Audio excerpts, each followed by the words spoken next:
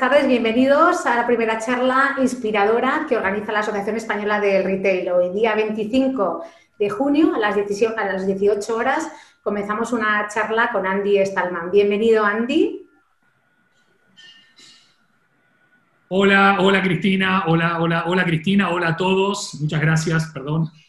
Encantada, Andy. Pues quiero comentar a todos qué es la Asociación Española del Retail, a la que pertenezco. Soy coordinadora general desde hace un tiempo. Es una asociación española del retail que nace con la voluntad de ser un ecosistema suprasectorial. Nace con un objetivo muy claro y un propósito muy firme, y es el de poder ser un referente para todo el conocimiento y contenido que está relacionado con la industria tan estratégica que es el retail y también con el comportamiento de los consumidores, ¿no?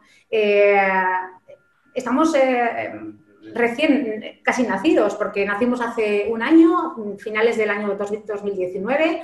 En la actualidad tenemos casi 100 miembros y, como os decía, una asociación que es un ecosistema suprasectorial, donde tenemos desde retailers hasta empresas que dan servicio a los retailers. Cuando hablamos de retailers hablamos de MediaMarkt, Auchan, Leroy Merlin, Primor, eBay, Fnac, Toys R Us, Tienda Animal, Cinesa, The Phone House, Norauto, Bedland, Lizarran, Papa John's, Fashionalia, Bestseller, Koroshi. Además de todos estos retailers, trabajamos con empresas que dan servicio a los retailers. Hablamos de Prosegur, CaixaBank, de Telefónica, de Orange, Andy, o sea, un ecosistema que nos muestra la multiplicidad y la multitud de aristas que tiene el sector del retail, ¿no? Además, nace la asociación con la voluntad de dar el lugar que se merece a la industria del retail.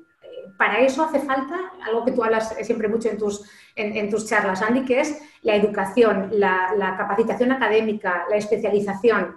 Y dentro de la Asociación Española del Retail hay también socios que son instituciones académicas como la Fundación Ramón Areces en Oviedo, el IFEMA, ESIC, institutos de estudios de mercado, consulting, NPD. En definitiva, la voluntad de ser referente en conocimiento pues nos obliga a generar contenidos, y estos contenidos dentro de la asociación, desde el mes de prácticamente junio que nos estáis siguiendo, hablamos de webinars, hablamos de comentarios y comunicaciones de información, de las newsletters para asociados.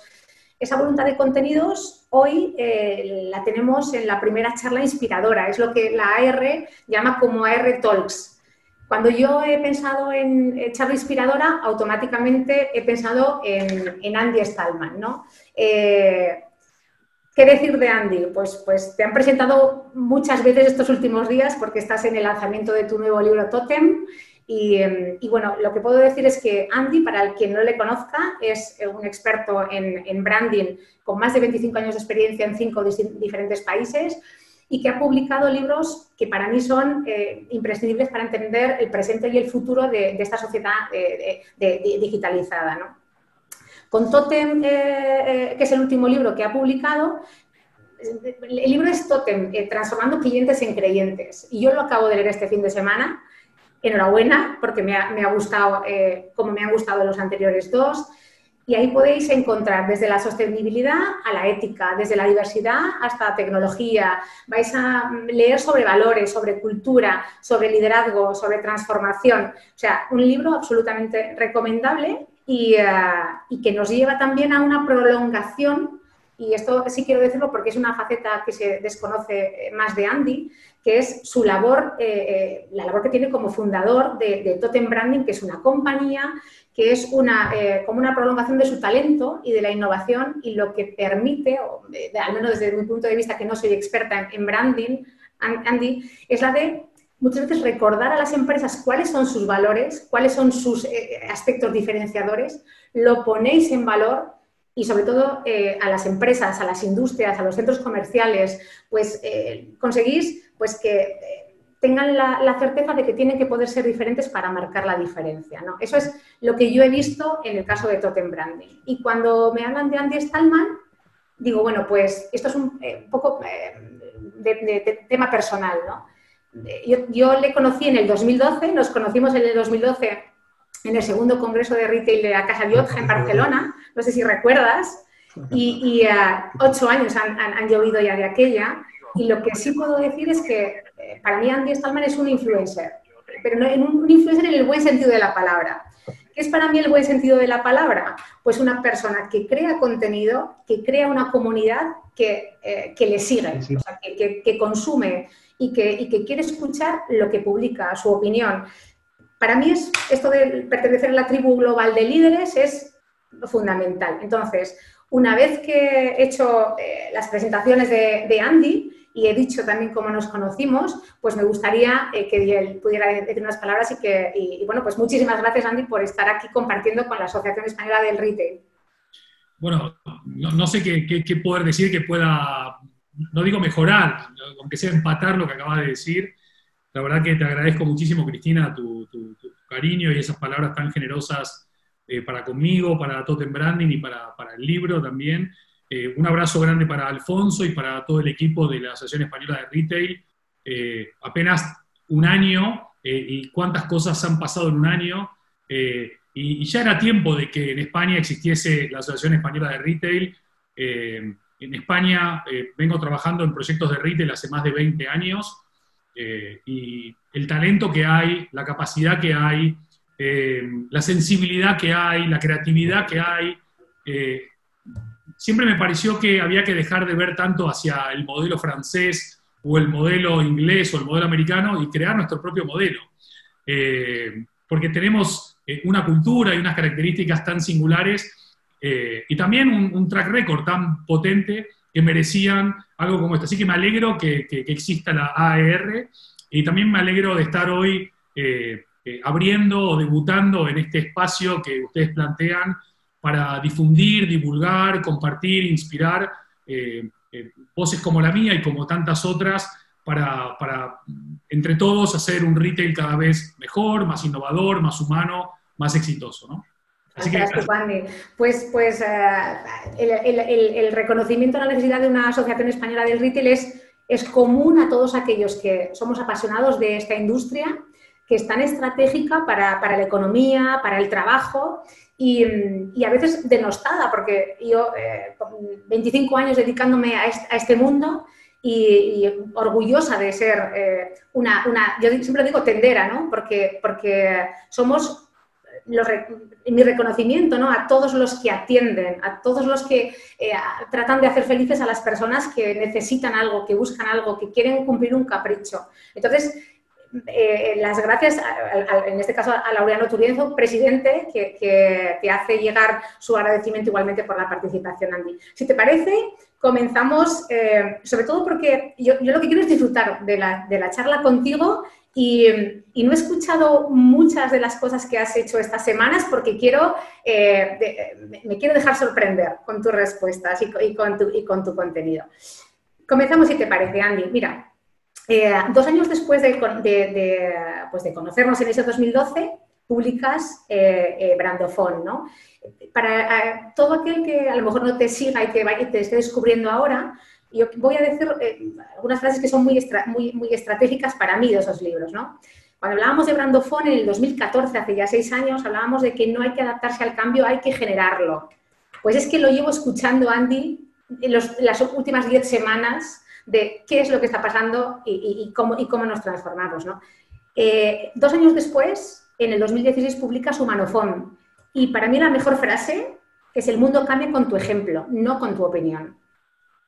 Trato siempre de todo lo que me rodea, de destacar lo que más me gusta para poder luego compartirlo, ¿no? Que creo que es la clave de la humanidad. Y aquí vamos al tercer libro, que acaba de nacer hace semanas, y destaco esta frase: lo que ahora el mundo pide a gritos no son ideologías, sino ideas, creatividad, innovación, evolución, para lograr un mundo inclusivo, humano, equitativo y social. Y mi pregunta es, para que nos puedas comentar, ¿cuál es el hilo conductor de estos 3 libros y cuál ha sido la evolución, ¿no? Desde ese 2014 hasta ahora? Bien, has elegido buenas frases de los 3 libros. Creo que el hilo conductor, aunque suene a muy obvio, es el ser humano.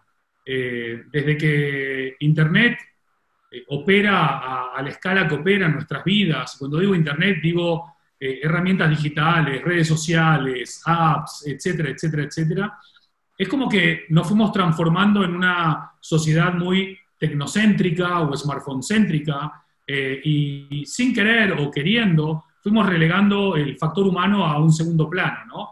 Siempre me acuerdo, creo que lo menciono en alguno de los libros, cuando hace un par de años atrás venía el consejero delegado de una gran multinacional a decirme: Andy, el año que viene mi estrategia es hacer una marca muy humanocéntrica, muy clientecéntrica.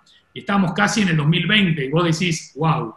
El hilo conductor es no perder nunca de vista que las empresas son personas, las marcas son personas y los clientes y consumidores son personas. Y para entender del negocio, primero hay que entender de las personas. Vos lo dijiste muy bien hace unos instantes. El retail, que en definitiva es el latir de una ciudad, porque sin retail las ciudades se marchitarían, ¿no? Dejarían de tener esa savia que les dan ese vigor, ese atractivo, ese vibrar. El estar en contacto con las personas, sonreír, abrazar, servir, atender, simplificar sus vidas, es crucial. Y mi visión en los 3 libros estaba orientada al impacto que cada uno de nosotros, como individuos, y cada una de las marcas, como entes, tienen en la construcción y en la creación de nuestro futuro. No buscando predecirlo, sino buscando crearlo, construirlo, generarlo, que es un poco lo que vos rescatabas de Brandofón, que se publica en el 2014, pero se escribe en el 2013, hace ya 7 años. Y en el momento que asumimos nuestra responsabilidad de construir el futuro, dejamos de echarle la culpa a Merkel, o a Trump, o a Putin, o a Zapatero, o a Aznar, porque el futuro depende de la contribución de cada uno de nosotros, de las decisiones que cada uno toma o que deja de tomar, y de cómo nos involucramos o no nos involucramos en esa construcción. Totalmente, totalmente. Cuando hablabas ahora de ciudades muertas, desiertas, sin retail, lo hemos vivido, los que hemos salido las primeras semanas después del 14 de marzo, ese eco de las ciudades, esa gran vía vacía, es ahí donde te das cuenta de la vida que lleva consigo el mundo al que nos dedicamos, ¿no? Entonces, todavía yo creo que duplicar, ¿no? ese orgullo de relaciones sociales que no se tiene que perder nunca, ¿no? Fíjate, en tu capítulo 7 del libro que acabas de publicar, hablas de: el fin del mundo ya no será lo que era. La mayoría de los enemigos de la civilización humana han nacido dentro de ella. Premonitorio total, porque hablabas en ese momento de la pandemia, y esto es un libro escrito hace un año, ¿no? Sí, la tercera amenaza, según el Instituto para el Futuro de la Humanidad, es una pandemia global, una pandemia mundial. Obviamente esta pandemia no, por más de que ha pegado en la línea de flotación de la economía mundial, no es una amenaza para el ser humano como civilización. No hemos muerto como en la peste negra millones y millones. Pero vivimos tal el día a día, y esto aplica no solamente para la proyección de una sociedad, sino también para la proyección de una empresa. Vivimos tan presos de las coyunturas y tan reactivos que hemos dejado la proactividad, la creación del futuro y la vanguardia del liderazgo en manos de unos muy poquitos. Y no se puede trabajar en proyectos retail donde la inversión es tan grande, no solamente en activos físicos, sino también en la creación de una marca, en la elección de un equipo, en la capacitación del talento y tantos etcétera, que no podemos solamente pensar en el ahora. El ahora es parte del pensamiento, pero también hay que tener un mediano y un largo plazo. Y creo que una de las grandes asignaturas pendientes es aprender algunas cosas. Ya sé, voy a mencionar a Amazon y se van a ir todos los participantes, ¿no? Pero Amazon estuvo más de 30 años perdiendo plata porque el horizonte de Amazon nunca fue la coyuntura del hoy, siempre fue el largo plazo, la construcción de valor, ser mucho más agricultor que depredador. Hay retailers que sí son agricultores, hay muchos que solo están viendo el trimestre o el cuatrimestre o el semestre y se olvidan de que hoy por hoy, y ya históricamente, desde la época en que mi abuelo tenía una tienda de ramos generales en la Patagonia, valen mucho más las marcas por sus relaciones que por sus transacciones. Y esto de la pandemia no solamente nos pone sobre la mesa la vulnerabilidad del ser humano, sino también de que la inestabilidad y la incertidumbre no van a ser respuestas coyunturales a crisis o recesiones, sino que eso es la nueva normalidad, la incertidumbre y la volatilidad. Totalmente, totalmente. Con este contexto del que tú hablas, esta mañana he escuchado, bueno, he leído una frase de Marc Vidal. Siempre me gusta mucho también mencionar las cosas que me gustan, porque tú eres también un experto en ver multiplicado, igual que en el caso de Laureano, sus reflexiones multiplicadas y entre comillas, ¿no? Pues hablaba esta mañana de reiniciar o reconstruir, porque hay veces que se puede reiniciar y hay veces que no se puede reiniciar. O sea, el sector de, no solamente, o sea, la industria del retail, la economía en general, o sea, ¿cómo definirías este contexto? ¿Necesita de una cosa o de la otra? ¿La nueva normalidad de la que se habla es una realidad social con y un nuevo comportamiento? O sea, ¿cómo ves tú? ¿Es algo que se puede hacer un start-stop o no es tan fácil? Bueno, yo creo que lo primero que todos de alguna manera vamos asumiendo de que es imposible hacer balances en tan poco periodo de tiempo. La nueva normalidad empezó el lunes y estamos a jueves. Es imposible hacer un análisis profundo y pormenorizado en 4 días. El COVID nació en diciembre y nosotros estuvimos 90 días confinados, o un poquito más. No se puede hacer un análisis profundo porque sería faltarle el respeto a aquellos que se toman periodos de tiempo de 1 año, o de 3, o de 5, para sacar verdaderas conclusiones, ¿no? Pero sí podemos tener algunas pistas a caballo de lo que vos decís.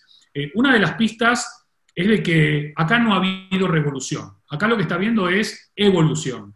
Y la evolución básicamente es que el virus aceleró procesos, tanto digitales como culturales, sociales, económicos y humanos, que venían en cámara lenta.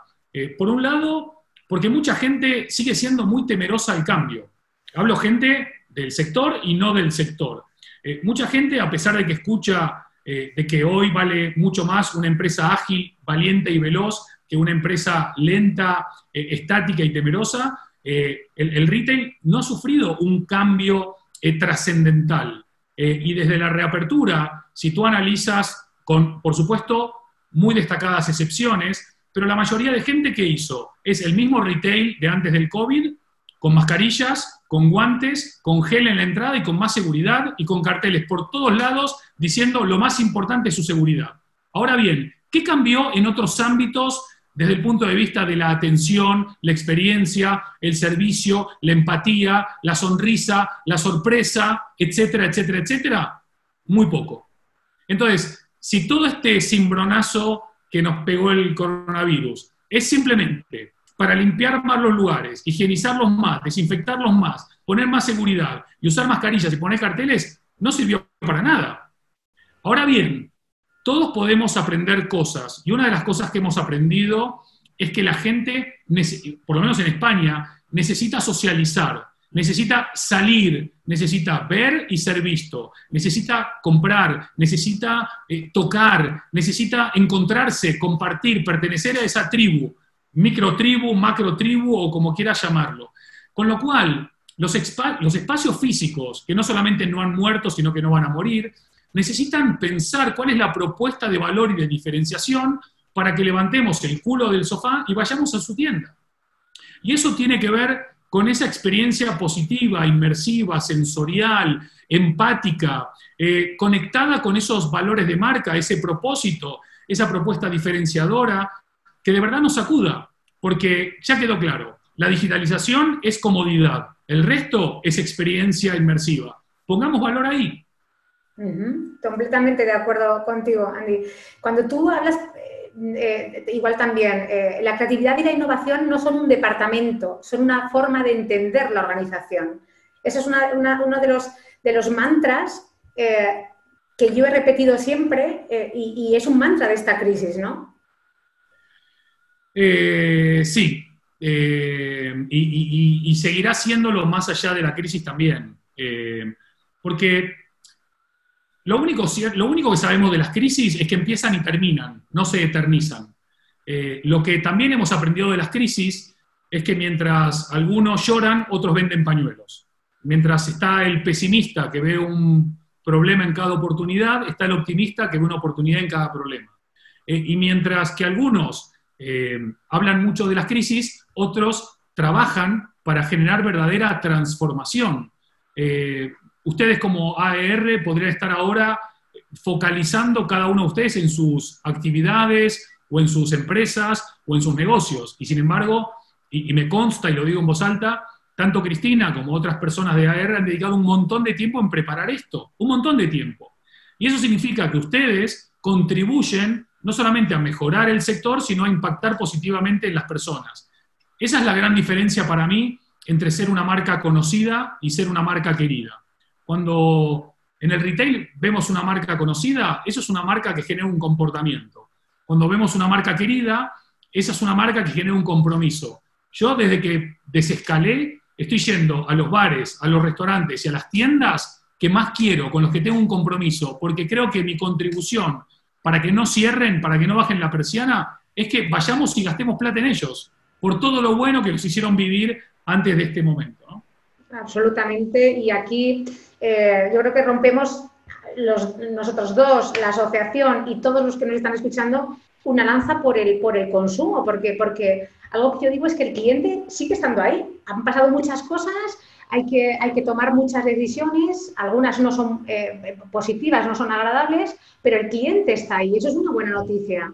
Sí, en Estados Unidos, según MarketWatch, se esperaba que el rebote del retail en el último mes de mayo fuese del 8% y arañó el 17%. O sea, duplicó por encima de lo que los mayores especialistas o pronosticadores esperaban. Hay gente que dice, bueno, es que como la gente no salía, hay mucho ahorro. Hay gente que dice, ahora la gente compra mejor. O hay gente que dice, ahora la gente pasa menos tiempo, pero compra más porque sabe a lo que va. Hay gente que dice, el acto antropológico de compra o de consumo no se puede desterrar. Bueno, da lo mismo. Seguramente no haya un solo argumento, y es un mix de todos estos argumentos, pero lo cierto es que el rebote fue muy positivo y muy potente. Pero creo que lo más interesante, por lo menos desde mi perspectiva, es que el virus se llevó puesta a la mediocridad. O sea, si hay algo que aniquiló el virus es a la no hay espacio para un retail mediocre en este nuevo escenario. Hoy, si vas a una tienda, si vas a cualquier espacio físico, y el trato no es, como mínimo, soberanamente extraordinario, tenés los días contados, pero no por Amazon, no por Alibaba, no por el coronavirus o no por los fondos europeos, es por ti. Y también el retail tiene que mirarse al espejo y darse cuenta en qué ha contribuido y en qué ha fallado para potenciar aquello que ha hecho muy bien y para mejorar algo que todos sabemos que no se ha hecho tan bien, y en todos los foros, desde aquel encuentro en La Llotja de Barcelona hace 1000 años, hablamos, las personas que están de cara al público no son los embajadores de la marca, son la marca. Cuando vas a una tienda y los dos dependientes están hablando entre ellos y pasan de ti, tú terminas pasando de ellos también. Y pasar de ellos significa que esa tienda cierra y que ellos se quedan sin trabajo. Cuando hay una mentalidad de que cada cliente es en verdad el dueño de nuestra marca y de nuestra empresa, porque sin él no existimos, cambiaremos nuestra actitud y cambiaremos nuestra forma de relacionarlos, y cuanto mejor relación haya, más transacciones vamos a conseguir. Afortunadamente es así, y muchos de los líderes hoy de las grandes empresas de retail tienen claro que que el capital humano, el talento y la retención de ese talento es vital, porque si no estás continuamente dando vueltas, cerrando ciclos y nunca construyes nada, ¿no? Cuando hablamos de que una gran marca es una promesa cumplida, ¿a qué te refieres? Las marcas en el fondo son promesas que le haces a la sociedad, son contratos que haces con la sociedad. Las grandes marcas son promesas cumplidas porque dicen lo que hacen y hacen lo que dicen. Desafortunadamente, una gran mayoría de marcas prometen un montón de cosas que después no los vas a ver. No quiero dar nombres, pero vos ves publicidades hoy de bancos en la televisión que te dicen que te escuchan, que te atienden, que te ayudan, y después vas a cualquier sucursal y no te escuchan, no te atienden, no te ayudan, ¿no? Ves a muchos retailers diciendo que la experiencia que vas a vivir en nuestro centro comercial es memorable, es extraordinaria, es fabulosa, y es todo lo contrario. Con lo cual, esa gran promesa cumplida es la afirmación de tu compromiso de crecimiento y desarrollo hacia adentro y hacia afuera. Al final vale mucho más lo que haces que lo que decís. Las acciones, en definitiva, son los que terminan reafirmando tu propuesta de valor y sigue valiendo como hace años, y esto está escrito desde Brandofón, vale mucho más un gramo de hacer que un kilo de decir. Si yo le digo al mundo, soy Andy Stallman, uno de los mayores expertos en branding del mundo, eso es marketing. Si Cristina Delgado dice, Andy Stallman es uno de los mayores expertos en branding del mundo, eso es branding. No importa lo que las marcas dicen hoy por hoy, importa lo que nosotros, clientes y consumidores, decimos sobre esas marcas. Y si una marca te trata bien, cumple lo prometido, supera las expectativas, su propuesta de valor además impacta positivamente en la sociedad, en el medio ambiente, en lo social, en lo económico, en lo cultural, ¿quién querría irse a otra marca? Pero lo cierto es que en los niveles de infidelidad hoy es que la mayoría de marcas no cumplen con su promesa. Y en realidad la culpa no es del infiel cliente o consumidor, es mea culpa que muchas marcas tendrían que empezar a hacer. Absolutamente de acuerdo. Cuando todo el tiempo estamos escuchando, Andy, hablar de transformación digital, tecnológica, cuando efectivamente lo que tú dices, estamos hablando de una transformación que es social y cultural, ¿no? Sí, es social, cultural, económica y sobre todo es una transformación emocional, porque casi no hemos hablado de esto. Hemos hablado del impacto económico de la crisis, hemos hablado del impacto sanitario de la crisis, hemos hablado del impacto financiero de la crisis, pero no hemos hablado del impacto emocional de la crisis. Y nosotros, los seres humanos, somos emociones, somos lo que sentimos. Y en este proceso de transformación digital que bien apuntás, todo lo que se puede digitalizar, vamos a ver cómo se digitaliza. Todo lo que se puede automatizar, vamos a ver lo automatizado. La gran fortuna que tenemos por ahora es que lo único que no se puede ni digitalizar ni automatizar son las emociones humanas. Entonces, ¿cómo hacen las marcas para conectar de manera profunda, honesta, auténtica y transparente con las emociones humanas? Y la transformación digital, en definitiva, es 90% cambio cultural, 10% cambio tecnológico. La transformación digital está más en el mindset, en la mentalidad del cómo se hace, en la cultura de la organización, que en el uso de las herramientas digitales. Las herramientas digitales están ahí, hay que aprender a usarlas, hay que aprovechar la infinidad de oportunidades que tenemos con las herramientas digitales, pero no hay que olvidarse del aspecto humano y cultural de esa verdadera transformación. Y vos hablabas, de entre los títulos de Totem, estaba el rol del líder. Yo creo que, estoy convencido de que estamos vislumbrando una nueva generación de líderes espectacular. Líderes humanos, cercanos, empáticos, que lideran con el ejemplo, no con la opinión, que no son de la vieja guardia de los jefes, sino de los líderes que marcan el camino con el ejemplo y que de verdad se involucran desde el propio convencimiento de que el retail y el resto de sectores e industrias pueden generar un impacto positivo en la sociedad. Y ahí creo que hay una oportunidad de un gran renacimiento del retail y también un gran renacimiento del espacio físico, porque sobre todo en espacios como el Mediterráneo, España o Iberoamérica, necesitamos ir a esos lugares. Ahora bien, esos lugares no pueden seguir siendo cajas de zapatos con mini cajas de zapatos adentro.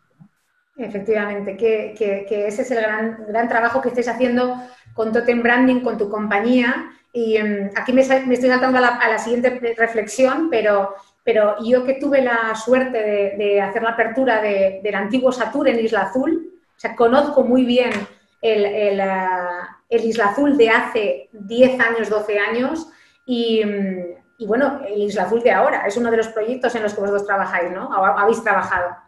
Sí, hicimos un rebranding completo de Isla Azul hace ya más de 2 años. Se conmemoraba el 10º aniversario, venían tiendas nuevas, otras tiendas se iban a ampliar, había razones de fondo y de forma para evolucionar. el centro comercial más grande de Madrid y también el más querido, uno de los más queridos de Madrid. Y sinceramente el proyecto fue fabuloso, no solamente por los KPIs en los NPS, en afluencias, en ventas, en ocupación, en presencia en medios, en el incremento de la comunidad online, sino también recibimos el premio al centro comercial más sostenible de España y uno de los más sostenibles de Europa, incorporando digitalización, pero midiendo al milímetro el impacto de cada nueva pantalla en nuestro resultado de compromiso de sostenibilidad, no como resultado, sino como forma de entender la forma de hacer las cosas, y la comunidad, tanto a nivel de tenants como a nivel del sector, pero sobre todo los clientes a quienes iba dirigido esencialmente la transformación, lo recibieron con brazos abiertos y un branding que va a resistir el paso del tiempo, ¿no? Porque no transformás un activo tan poderoso como el azul para 2 o 3 años, sino que trabajás y construís como para lo mínimo de 10 a 15 a 20 años. O sea que... Enhorabuena, esa parte quería integrarlo porque yo he vivido y he visto la grandísima transformación, ¿no? Hay una frase en el libro de Totem, que acabas de publicar, de Eduardo Galeano, que dice: mucha gente pequeña en lugares pequeños, haciendo cosas pequeñas, pueden cambiar el mundo. Antes de que me digas cuál es tu reflexión sobre los pequeños gestos, grandes impactos, yo creo que estamos en un momento y en un contexto, todos los que nos están escuchando, los que no se han podido conectar, pero mañana verán el vídeo que colgaremos desde la AR en LinkedIn, los socios. O sea, creo que es la bandera que todos tenemos hoy que enarbolar, ¿no? Todos podemos, haciendo cositas pequeñas y en el contexto pequeño, cambiar el mundo, modificar la situación, ¿no? Todos somos responsables de la construcción de un mundo mejor o de un mundo peor. El mundo nos necesita a todos y a cada uno de nosotros. Ya no existe ese pensamiento tan del siglo XX del o, ¿no? O eras del este o del oeste, o del sur o del norte, o eras analógico o digital. Hoy es el momento del y. Hoy o nos salvamos todos o no se salva nadie. Hoy o somos colaborativos, co-creativos y cooperativos, o si nos quedamos solamente con competitivos, no vamos a avanzar y progresar. Hoy lo que hay que entender, ya lo vivimos en el último escenario crítico post-Lehman Brothers, en la segunda crisis más tremenda de este siglo. Muchísima gente de grandes empresas de retail dejaron las compañías, algunos por elección, otros por no elección, y se encontraron ante una incertidumbre después de haber estado en un mundo corporativo durante tantos años, y algunos se lanzaron a montar su consultora, su pequeña empresa, etcétera, etcétera, con mucho miedo. Hoy quiero complementar la frase de Galeano con un proverbio africano que dice que si crees que eres demasiado pequeño para marcar la diferencia, es que nunca pasaste la noche con un mosquito. Hoy todos podemos contribuir, todos podemos marcar la diferencia, pero no todos de manera individual. Es todos como grupo, todos y cada uno de nosotros contribuyendo. Cuando mencionabas Isla Azul, Totem Branding aportó lo que mejor sabe hacer, pero también lo aportó Cushman & Wakefield, y también lo aportó Nubin, y también lo aportó Relusa. O sea, cada uno de las diferentes empresas que participaron de ese proceso de transformación aportaban desde su mayor conocimiento y expertise, y en los trabajos colaborativos y co-creativos es donde salen los mejores resultados. Y creo que esa mentalidad, que creo que se empieza a vislumbrar en el sector del retail, cuanto más se potencie, mejor va a ser. Creo que no tienen que ir los arquitectos por un lado, los ingenieros por otro, las ECOPs por un lado, los implementadores por el otro, los de branding por acá, los de gestión por allá. Hoy hay que buscar puntos de encuentro, puntos de complementariedad y de complementación, y todos aportar un poquito para que esto sea mejor, ¿no? Absolutamente, Andy. Cuando hablábamos de los líderes, los que generan influencia en la opinión, ¿no? Cuando tú dices, en épocas de crisis hay que transformarse, buscar modelos que no existen, porque la verdad que es el momento donde las empresas y las compañías te escuchan. Cuando todo va fenomenal, nadie quiere cambiar nada. Cuando todo va mal, se escuchan y se tocan todas las teclas, ¿no? me sorprendió que 15 días después del estado de alarma en Madrid, tú empecé a verte por todos los sitios con tu Totem Life. O sea, entonces me gustaría que comentases, porque yo pensé, y no sabía que yo iba a estar hoy, tener la oportunidad de charlar hoy contigo, pero dije, mira tú, Andy, una persona que viaja alrededor del mundo, no sé, te recorres el mundo cada 15 días, en foros de clientes masivos, cara a cara, socialización a tope, de repente metido en una habitación, y yo creo que te habrá pasado lo que a todo el mundo en los primeros 15 días de shock. ¿Qué hago con mi vida? Pues, ¿qué hiciste tú con tu vida? Bueno, hice un montón de cosas. A mí, de verdad, suena mal que lo diga, pero lo voy a decir. Yo que viajo 52 semanas al año prácticamente, de repente no tener que viajar no fue una pena, fue una oportunidad de poder estar quieto un rato, ¿no? Lo que me pasó, Cristina, fue que en el momento que la pandemia empezó a tangibilizarse y nos empezamos a dar cuenta de que esto no era algo de China o de Corea o de Italia, sino que también era nuestro, empecé a recibir aluvión de consultas, por aire, mar y tierra, desde WhatsApp, emails, por la web de Totem Branding, por la web de Andy Stallman, por Instagram, por LinkedIn. Fue una locura. ¿Qué hago con mi marca? ¿Qué hay que hacer en la crisis? Hay que replantearse la relación con los clientes. ¿Qué me recomiendas? ¿Cierro? ¿Abro? ¿Cómo me transformo? Fue una locura, de verdad. Ajá. Intenté dar respuesta a algunos, no pude darle a todos, pero un día me llamó Emiliano Pérez Ansaldi, con quien hicimos el Master Brandophone, y me dice, ¿por qué no estás en YouTube haciendo cosas? Y digo, no, yo no controlo mucho YouTube. Yo soy más de Twitter, me gusta más LinkedIn. No, pero es interesante YouTube. Entonces me invitó un día a hacer una charla con él, creo que estábamos él y yo solos y mi mamá nada más. Y charlamos él es experto en marketing digital y empezamos a hablar de marketing digital, de teletrabajo, de cómo se digitaliza una empresa. Y mucha gente me empezó a escribir, oye, qué bueno, muchas preguntas que yo tenía me las respondiste, ¿no? Entonces dije, bueno, Emiliano, hagamos una segunda parte, después llamamos a Marcelo para hablar de branding, y después ya hablamos con Iris para hablar de tecnología e innovación, y después hablamos con Emma Giner, que fue directora de talento global de Massimo Dutti, para hablar de talento, y después hablamos de sostenibilidad con la directora de RC del Hotel Bahía del Duque, hablamos de inversiones con impacto con la directora de programas del IMD de Suiza, que es la Escuela de Negocios número 1 de Suiza. Después hablamos también con uno de los capos del programa de Connected Cities y Smart Cities del MIT Media Lab, para hablar de eso. Y después hablamos con el nuevo director general de Cushman Wakefield, con Jesús Silva, y después hablamos con Lawrence Rapp, que estaba en Sudáfrica. Bueno, y de repente 70 capítulos hablando de cultura, de música, de transformación, de aprendizaje, de educación superior. Hablamos de retail, obviamente, hablamos de branding. Y fue un regalo, realmente. Mucha gente me dice, 70 días seguidos hablando con gente, tenés que llamarlos, prepararte, hablar, no sé qué, no sé cuánto. Fue un regalo. O sea, estar hablando con Jorge Garbajosa, presidente de la Federación Española de Fútbol, de baloncesto, hablando de cuando ganó el Mundial en Japón, o de lo que aprendió de su padre, o de cuando volvió de Italia y ganó la Copa del Rey, son regalos. La verdad que cualquiera que quiera entrar en youtube.com/Andy Stallman y ver cualquiera de las charlas, yo casi no hablo, a pesar de que hablo mucho. Mi hermano Sergio me decía... doy fe. Yo me encanta hablar como es evidente, pero casi no hablo. Hago la introducción, hago las preguntas y la despedida. Pero hay un grupo de personas verdaderamente inspiradoras, extraordinarias, talentosas, generosas, y que hablan además sin tapujos. Ian Sanford, por ejemplo, hablando del retail del futuro, es una charla para desmenuzarla y verla varias veces. Así que sí, fue un ejercicio verdaderamente fabuloso, y lo bueno es que nos vieron en más de 30 países.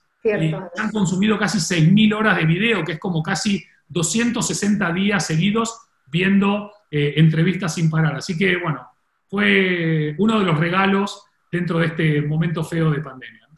Pues efectivamente 36.000 reproducciones que habéis tenido y yo no he podido conectarme a todas, pero cuando he podido me he enganchado y efectivamente es un regalo de personas que seguramente no tengan, por la publicidad y no tengan ese escenario de forma habitual y tú les has rescatado para poder ofrecerlo y de forma colaborativa, ¿no?, al mundo. O sea, que en esa parte agradecimiento absoluto.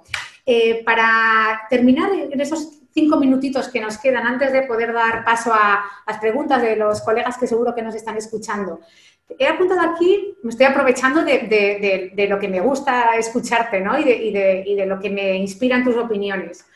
Me gustaría que me dijeras, porque dentro de tu libro Totem hay, antes de cada capítulo, una reseña o varias reseñas de grandes empresarios. Las que yo tengo señaladas que más me gustan es una de Marie Curie, primera mujer en conseguir el premio Nobel. No puedes construir un mundo mejor sin mejorar a las personas. Lo que hablamos al principio, Cris, si no entendemos de que los negocios son personas, las empresas son personas, las marcas son personas, los clientes y los ciudadanos son personas, es imposible. Y mejorar a la persona es tarea de cada uno. La vacuna no está hoy y no va a estar por mucho tiempo. Cada uno de nosotros es la vacuna, siempre que seamos conscientes, seamos cívicos, seamos respetuosos. La construcción de una sociedad mejor parte de que cada uno de nosotros seamos, odio esta expresión, pero creo que lo grafica muy bien, la mejor versión de cada uno de nosotros. Y eso no se busca en un coach, o en un psicólogo, o en un jefe, o en un presidente de gobierno. Eso se busca adentro.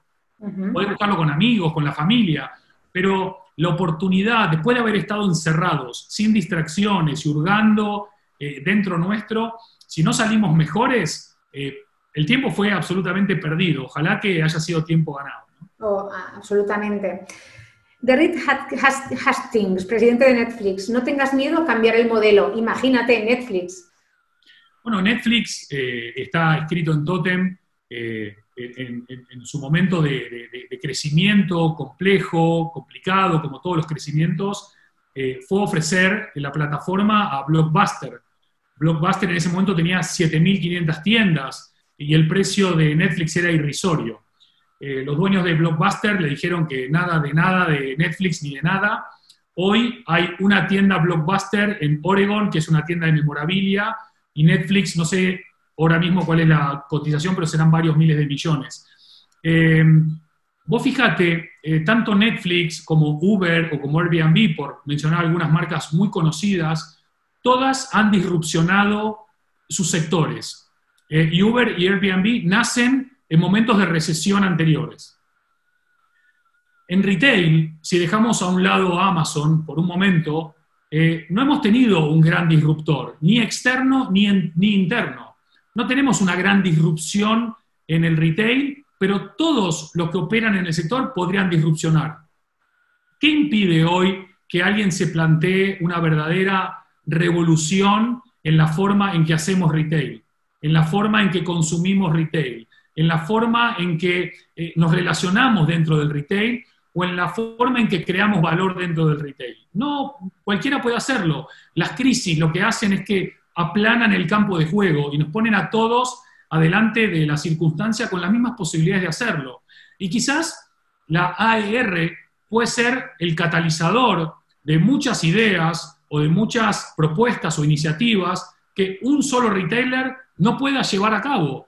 Pero si se suman muchas ideas, muchas ganas y un gran catalizador, quizás España puede liderar la forma o el modelo del retail del día de mañana. No lo quiero llamar post-COVID, lo quiero llamar el retail del futuro, pero entendiendo el día después como el ya, el ahora, ¿no?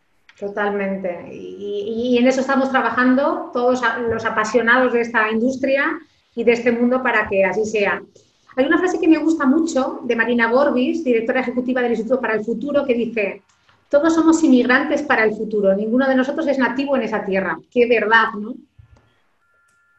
Sinceramente, cuando escribí Brandofón, que se publicó en 2014, hay una parte del libro en donde yo cito a varios futurólogos, futuristas, visionarios, como Michio Kaku, por ejemplo, que es una eminencia, ¿no? Hablando de lo que va a venir en el futuro, y enumero varias cosas que estos expertos en futurismo vaticinaban que iban a pasar en 2020, ¿no? ¿Cómo iba a ser nuestra sociedad hoy?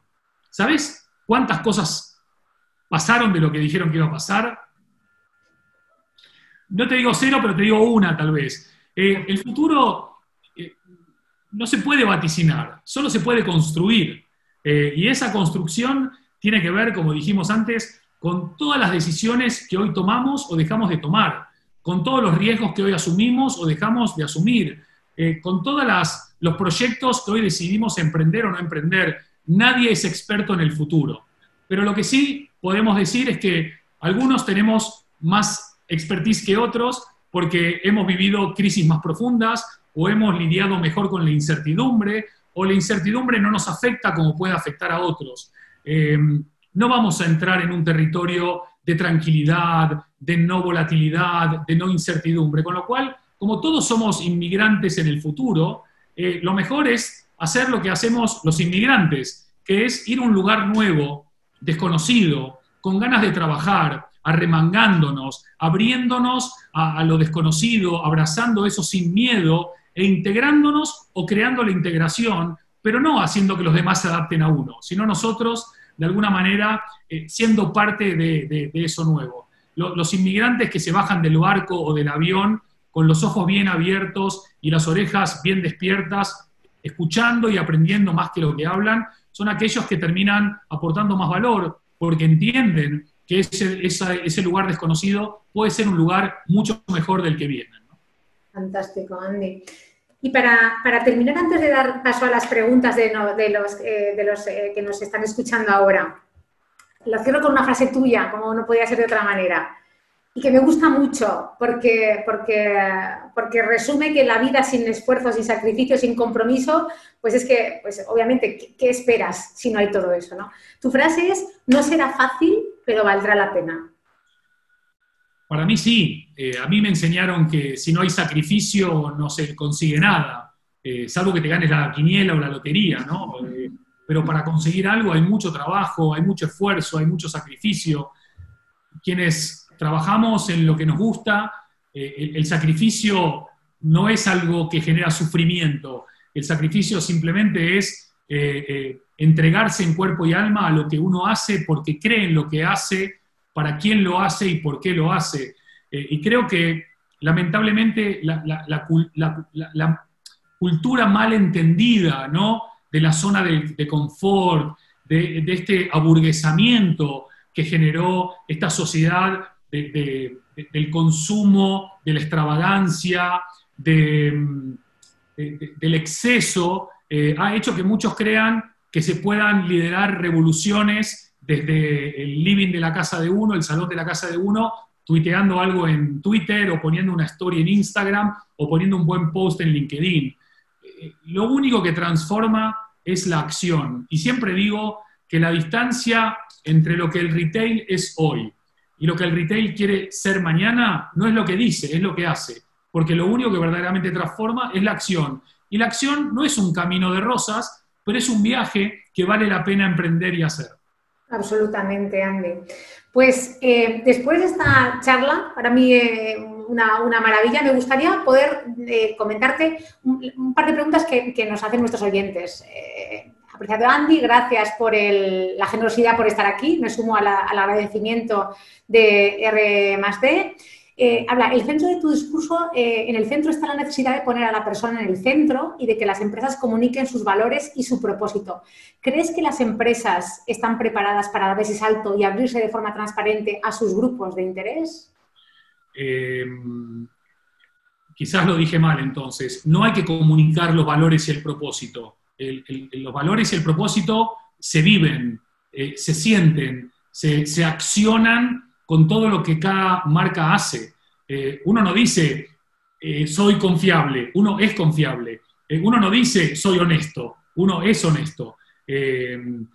Por lo tanto, lo importante es vivir ese propósito en todos y cada uno de las personas que dan vida y sentido a ese propósito, desde el líder de la organización que es de alguna manera el keeper, ¿no? El guardián de que ese propósito sea una realidad, hasta todas las personas, desde el chico que está en la entrada hasta la presidenta de la organización, todos dan vida a ese propósito en lo que hacen y en cómo lo hacen.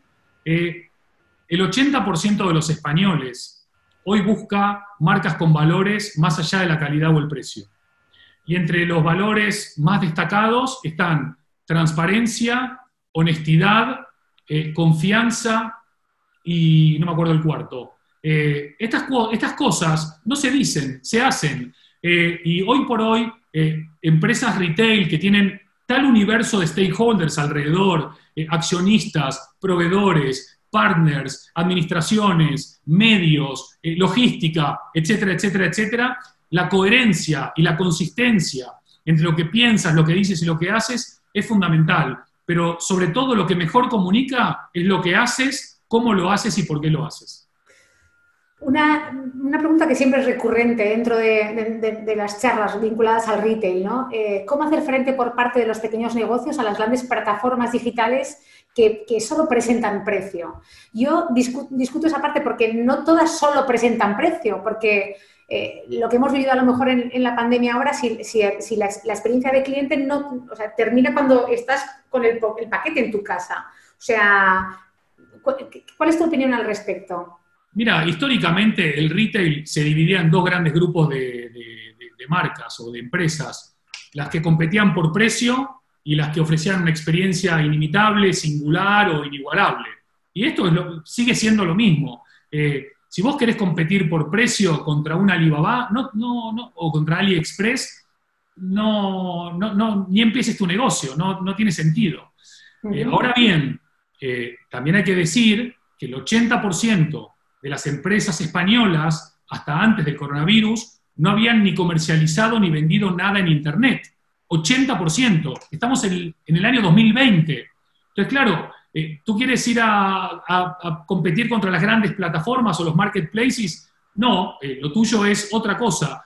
Una de las cosas interesantes que se está poniendo en valor ya hace tiempo, pero que ahora se va a exacerbar, la gente no está buscando más el copy-paste. La gente está harta de ver la misma tienda de X marca en Lisboa, Madrid, París o Berlín. La gente está buscando lo genuino, lo auténtico, lo singular, lo que no se encuentra en otros lugares, lo que no se puede conseguir en otros espacios. Y ahí creo que aquellos que son más pequeños, seas micro, pequeña o mediana empresa, donde podés hacerte fuerte. Y creo que tu fortaleza no tiene que ver con ir a pelear con esos monstruos que les da lo mismo ganar o perder plata, entre comillas, ¿no? Tiene que ver con identificar tu audiencia, identificar cuál es tu propuesta de valor e ir hacia allá.